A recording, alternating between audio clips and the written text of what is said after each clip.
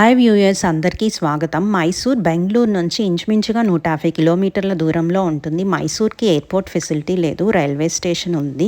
మనం శ్రీరంగపట్నం చూడాలంటే బెంగళూరు నుంచి వచ్చే దారిలోనే చూడవచ్చు. కావేరీ నదీ తీరంలో ఉన్న రంగనాథ క్షేత్రాలలో ఇది మొదటిదిగా పరిగణించబడుతుంది. ఇక్కడ స్వామివారిని ఆదిరంగనాథ స్వామి అని కూడా పిలుస్తారు. శ్రీరంగపట్నం మైసూర్ నుంచి 13 కిలోమీటర్ల దూరంలో ఉంటుంది. 108 విష్ణు దివ్య క్షేత్రాలలో ఇది కూడా ఒకటిదిగా ఉన్నది.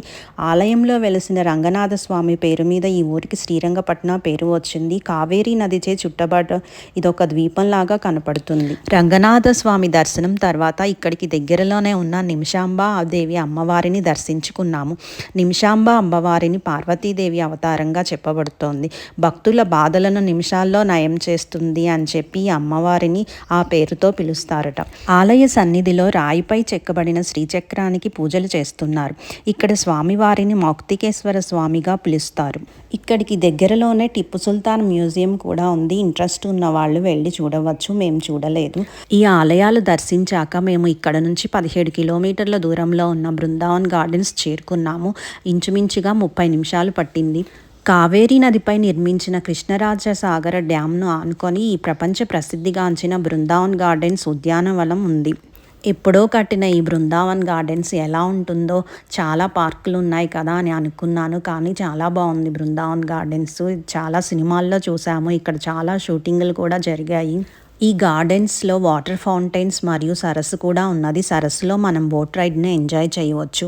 ఈ బృందావన్ గార్డెన్స్ని దర్శించకుండా మైసూర్ పర్యటన పూర్తి కాదంటే నమ్మండి. వాటర్ ఫౌంటైన్స్ ఈ గార్డెన్స్లో ప్రధాన ఆకర్షణ. ఉదయం కంటే సాయంత్రం వేళ తోటలను అందమైన రంగురంగుల విద్యుత్ దీపాలతో అలంకరిస్తారు. ఆహ్లాదకరంగా ఉండే సంధ్యా సమయాన్ని మీరు సాయంత్రానికి బృందావన్ గార్డెన్స్ చేరుకునేలాగా ప్లాన్ చేసుకుంటే 6:30 నుంచి 7:30 మధ్యలో మ్యూజికల్ ఫౌంటైన్ లైట్ షో చూడొచ్చు. ఈ మ్యూజికల్ ఫౌంటైన్ వరల్డ్ ఫేమస్, మిమ్మల్ని మంత్రముగ్ధుల్ని చేస్తుంది. మేము బెంగళూరు నుంచి వస్తూ ఆ దారిలోనే బృందావన్ గార్డెన్స్ కవర్ చేశాము. అందువల్ల మధ్యాహ్నానికి చేరుకున్నాము. కానీ మ్యూజికల్ ఫౌంటైన్ షో కోసం నేను మళ్ళీ రెండవసారి నైట్ బృందావన్ గార్డెన్స్ చేరుకున్నాను. మేము స్టే చేసిన ప్లేస్ మైసూర్ ప్యాలెస్కి దగ్గరగా ఉంది. సిటీలో ఉంది. సిటీ నుంచి బృందావన్ గార్డెన్స్ చేరుకోవడానికి టైం పడుతుంది. అయినప్పటికీ మ్యూజికల్ ఫౌంటైన్ షో మీద ఉన్న ఇంట్రెస్ట్తో నేను రెండవసారి వచ్చాను. అంత బాగుంటుంది ఫౌంటైన్ షో. మ్యూజిక్కి అనుగుణంగా ఆ వాటర్ అలా డ్యాన్స్ చేస్తూ ఉండడం అత్యద్భుతం అని చెప్పవచ్చు. ఈ ఫౌంటైన్ డ్యాన్స్ షో అప్పుడు మాత్రం బృందావన్ గార్డెన్స్లో విపరీతమైన రద్దీ ఉంటుంది. ఈ బృందావన్ గార్డెన్స్ దర్శనం తర్వాత మా మొదటి రోజు పర్యటన పూర్తయింది. తర్వాత రోజు పర్యటనలో మేము చాముండి హిల్స్, దానికి దగ్గరలో ఉన్న స్థలాలు చూసాము. మేము మైసూర్ జూని చూడలేకపోయాము. మేము వెళ్ళిన రోజు అది క్లోజ్డ్గా ఉండడం వల్ల చూడలేకపోయాము. దాని పక్కనే ఉన్న కరంజీ లేక్ పార్క్ చూసాము. అక్కడ బోటింగ్ చాలా బాగుంటుంది. పిల్లలు బోటింగ్ చాలా బాగా ఎంజాయ్ చేస్తారు. మేము మైసూర్లో Mysore palace sound and light show miss అయ్యాము. మేము వెళ్ళినప్పుడు వర్షాలు పడుతూ ఉండడం వల్ల sound and light show cancel చేశారు. వరుసగా 2 రోజులు ప్రయత్నించి అప్పటికి సౌండ్ అండ్ లైట్ షో చూడలేకపోయాము. Mysore palace sound and light show చాలా బాగుంటుంది అట. మీకు వీలైతే తప్పకుండా చూడండి. మైసూర్కి దగ్గరలో సోమనాథపురం, తలకాడు కూడా దర్శనీయ స్థలాలు. ఇంకా ఇవే కాకుండా world heritage site Shravanabelagola, Belur, Halebidu కూడా మైసూర్ నుంచి చిక్మగళూరు రూట్లో ఉంటుంది. చిక్మగళూరు నుంచి కూర్గు చేరుకోవడానికి కూడా రూట్ ఉంది.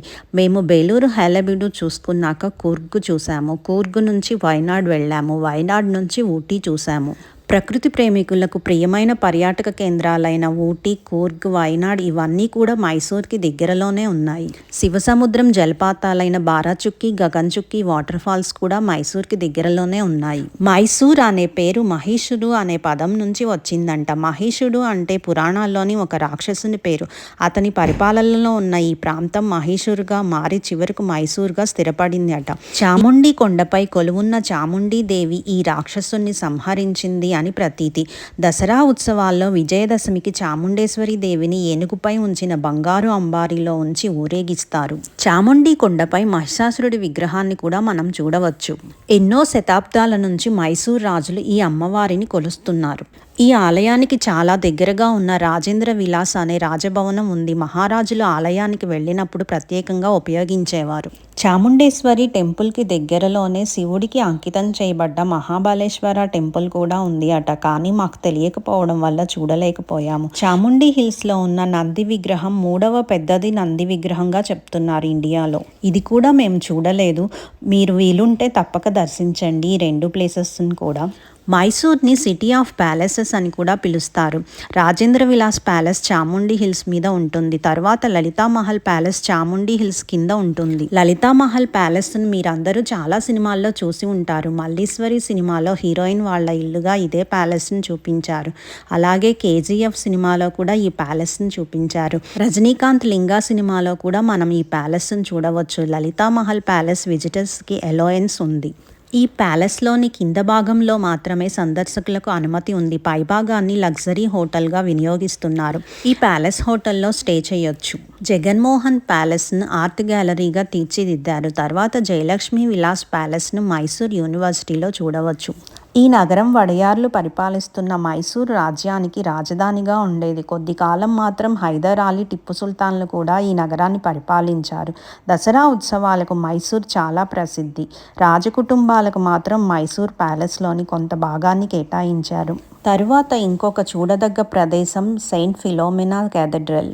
ఇది కూడా చాలా బాగుంటుంది. తప్పనిసరిగా చూడదగ్గ ప్రదేశం. ఈ చర్చ్ ఆర్కిటెక్చర్ చాలా బాగుంటుంది. తర్వాత మేము మైసూర్ ప్యాలెస్ చూడ్డానికి వెళ్ళాము. మేము వెళ్ళినప్పుడు మైసూర్ ప్యాలెస్ విపరీతమైన రద్దీగా ఉంది. ఎంత రద్దీ అంటే మనుషులు ఒకరిని ఒకరు తాకేంత రద్దీగా ఉంది. మైసూర్ రాజభవనం ఒకప్పుడు మైసూర్ని పరిపాలించిన వడయార్లు నివసించిన భవనం. ఇది భారతదేశంలోకెల్లా అతిపెద్ద రాజభవనాల్లో ఒకటి.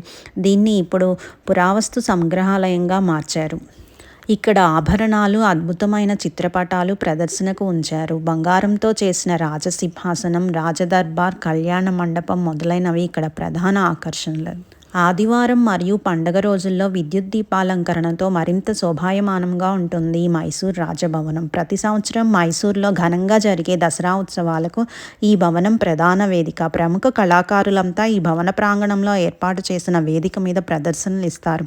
10వ రోజైన విజయదశమి రోజున ఘనంగా అలంకరించిన ఏనుగులు, ఇతర కళా బృందాలతో ఊరేగింపు జరుగుతుంది. మైసూర్ భవన ప్రాంగణంలో మొత్తం 12 దేవాలయాలున్నాయి. వీటిలో ముఖ్యమైనవి సోమేశ్వర ఆలయం, లక్ష్మీ రమణాలయం. ఈ ప్యాలెస్ నే అంబా విలాస్ ప్యాలెస్ అని కూడా పిలుస్తారు. ఇండియాలో తాజ్ మహల్ తర్వాత దీనికే ఎక్కువ టూరిస్టులు వస్తారట. సాయంత్రం పూట జరిగే లైట్ అండ్ సౌండ్ షో ప్రధాన ఆకర్షణ. ఈ మైసూర్ ప్యాలెస్ మొత్తం 72 ఎకరాలలో ఉంది.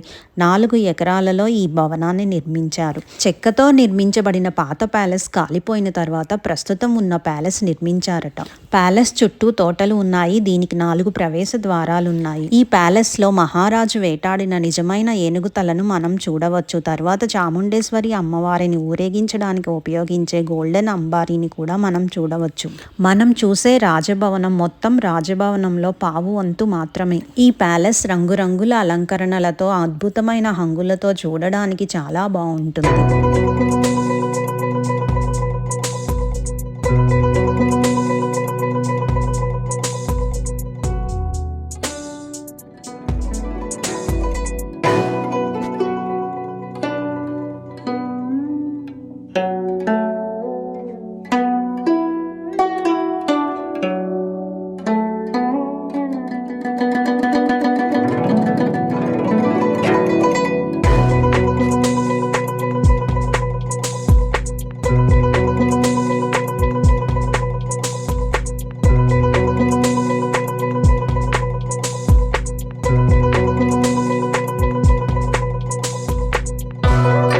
మైసూర్ ఫేమస్ మైసూర్ పాక్, మైసూర్ దోశలను రుచి చూడడం మర్చిపోవద్దు. అలాగే కర్ణాటక స్పెషల్ కేసరి బాత్, మైసూర్ బోండా, బిసిబెళ్ళ బాత్ కూడా ట్రై చేయొచ్చు.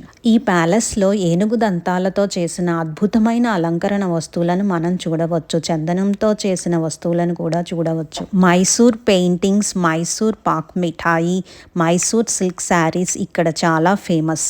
సాంప్రదాయకంగా నేసే మైసూర్ పట్టు వస్త్రాలు, గంధపు చెక్కల శిల్పాలు, ఇత్తడి సామాన్ల వంటి హస్తకళలు ఇక్కడ ఉత్పత్తికి కేంద్రంగా ఉంది. మైసూర్లో ఇంకా రోజ్వుడ్ కళాఖండాలు కూడా. జగన్మోహన్ ప్యాలెస్ ఆర్ట్ గ్యాలరీలో మనం వీడియోలు, ఫోటోలు తీయడానికి వీలు లేదు. ఇక్కడ మనం రాజా రవివర్మ పెయింటింగ్స్, రవీంద్రనాథ్ ఠాగూర్ పెయింటింగ్స్ చూడొచ్చు. Musical instruments display, furniture, sculptures, brass items, coins, currencies ఇలాంటి పాతకాలానికి చెందినవి చూడవచ్చు ఇక్కడ.